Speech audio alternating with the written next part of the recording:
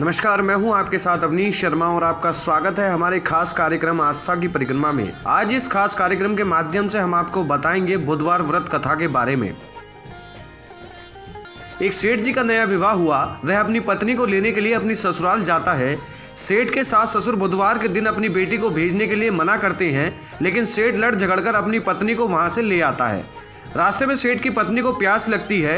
वो सेठ से पानी पीने के लिए बोलती है। सेठ पानी लेने के लिए टांगे से उतर जाता है। जब सेठ वापस आता है तो देखता है कि उसकी शक्ल का व्यक्ति उसकी पत्नी के पास बैठा हुआ है।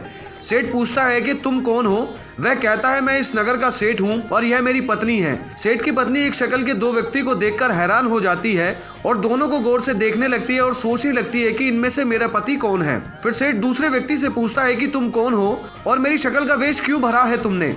ऐसे करते करते दोनों में झगड़ा हो जाता है और झगड़े को देखकर राज्य के सिपाही वहां आ जाते हैं और दोनों को ले जाते हैं। अब सिपाही भी चक्कर में कि दोनों की शक्ल एक समान है, उन्होंने सेठ की पत्नी से पूछा कि उसका पति इनमें से कौन सा है। वह बेचारी क्या जवाब देती। तब सेठ जी ने हाथ जोड़ लिए और भगवान से विनती करने लगे कि हे भगवान, यह आपकी क्या माया है।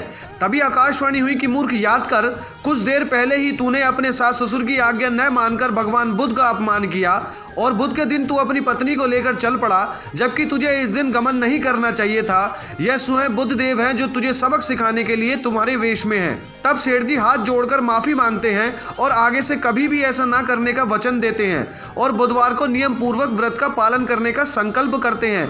तब जाकर सेठ जी के रूप में प्रकट हुए बुद्ध देवता अंतर्ध्यान हुए और सेठ जी अपनी पत्नी को लेकर घर जा सके। इस घटना के बाद सेठ जी और उसकी पत्नी दोनों नियमित रूप से बुधवार व्रत का पालन करने लगे। आज के कार्यक्रम में बस इतना ही। हम फिर लेकर आएंगे आस्था से जुड़े कुछ नए विषय। इस कार्यक्रम को देखने के लिए आप सभी का धन्यवाद।